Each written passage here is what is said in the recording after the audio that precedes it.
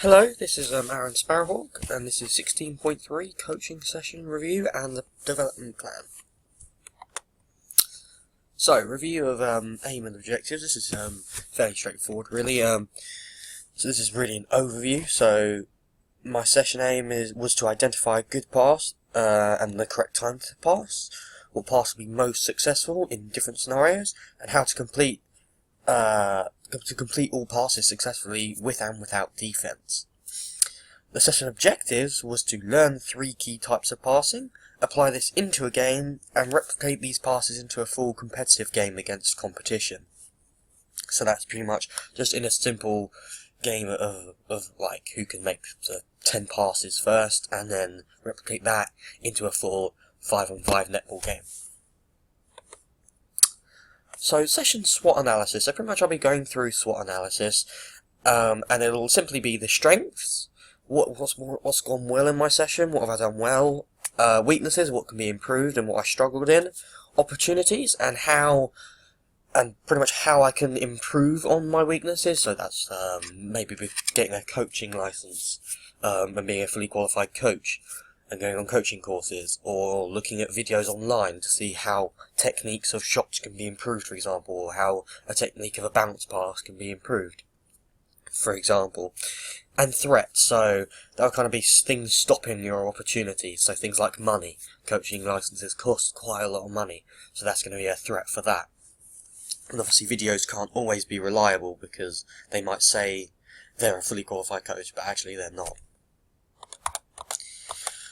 So, my 3 strengths. Firstly, I felt as if I gave an effective demonstration with others involved. So, feedback from others really suggested that I gave effective demonstration and examples of the skill or drill throughout. One player indicated that I gave not only good eye contact to all, but also used different performers when using the demonstration.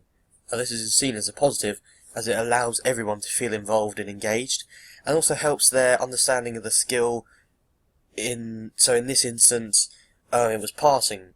That was the skill that I was working on. So I believe I broke my demonstrations down so that helped them understand into steps, obviously, which then allowed them to understand further the skill, and not only the drill, but why they need the drill and why they use the skill, and when would they use it. And the advantage of using examples when doing demonstrations is that it allows people to almost imagine the scenario and helps them learn and understand why the skill is useful. So that for me was strength number 1. Strength number 2 was a good warm-up plan involving the skill. So during my planning I was able to plan an activity in the warm-up which links well with the skill that would be the vocal point of the lesson. So in my session I ran a passing warm-up drill, subtly making people think about what passes they were making, eye contact, all the techniques used in passing, and thinking about what types of passes will be useful in the drill. And it also helped me, because it allowed me to see the ability of the group, and if there was anybody really strong at the skill, if there was anybody that might need a little bit more help during the session.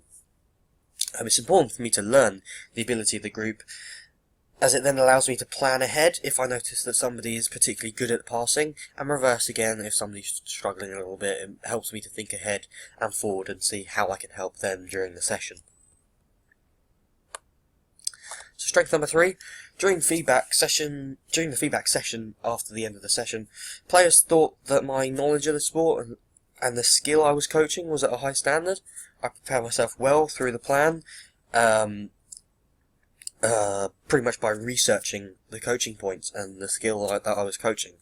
This is a strength because if you have good knowledge, you'll not only be able to help performers if they're struggling, but you will understand why they are struggling in the first place, rather than just saying, for example, the ball is being intercepted because you're throwing it too slow and high.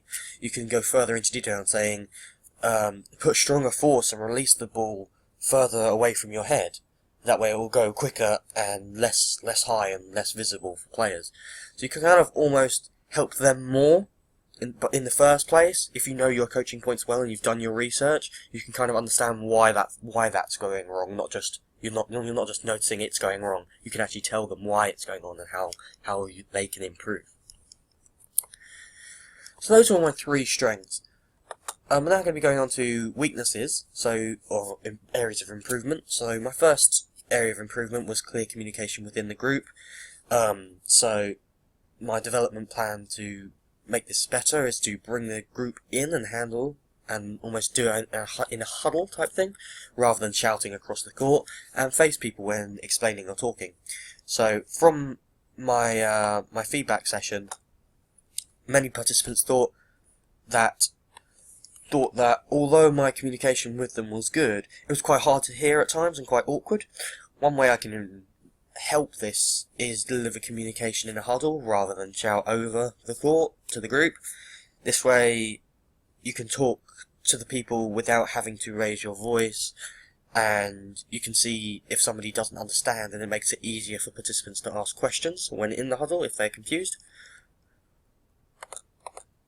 One way I can further adapt my communication skills is I could help head coaches during games and act as an assistant coach and watch them deliver talks during games and at training, and learn from them and how they deliver their session and how they deliver their team and communicate with them. However, at times, and depending on the sport and age group, you might need to be CBS checked and might need a coaching license. Even level 1 coaching licenses cost about £45, so that's a huge threat to the opportunity. So my second area of development. So plan more advanced drills for those who are succeeding. So I feel though my drills that I planned went really well. However, at times people were beginning to get comfortable with the drills and needed a challenge. I did keep alternating the task and making it difficult. However, I think they needed more of a challenge aspect.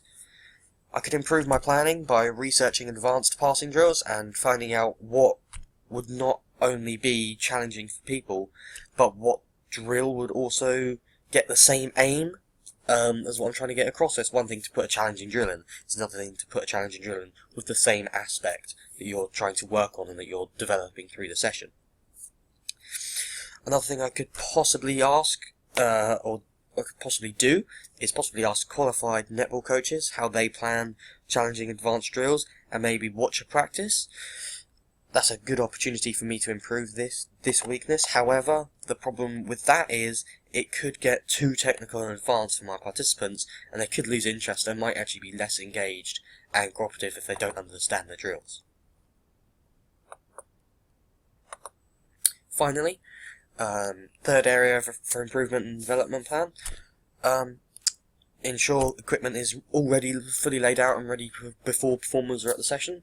Some participants arrived slightly early, however my equipment was at the court where we were running the session, but not fully laid out before I started my session. So this put me at a disadvantage that it could have meant not only do I lose interest from participants, but I could also waste a lot of time, and that could lead to being behind, and that would mean I would have to either rush warm up and cool downs or skip a drill.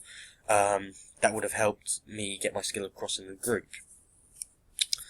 One thing that I could do is actually arrive at a netball session earlier and just oversee the practice to see how the coach organises her practice before her session, to see if she does one after the other or lays everything out at once. But again, another disadvantage of that is you probably need to be CBS checked if you're actually at the court and helping. And again, you might need a coaching license, which does cost money. And also, if you're looking and overseeing different drills, it might get too complicated for you, and you might actually not understand why he or she is doing this or that or the other, which might actually confuse you rather than the participants.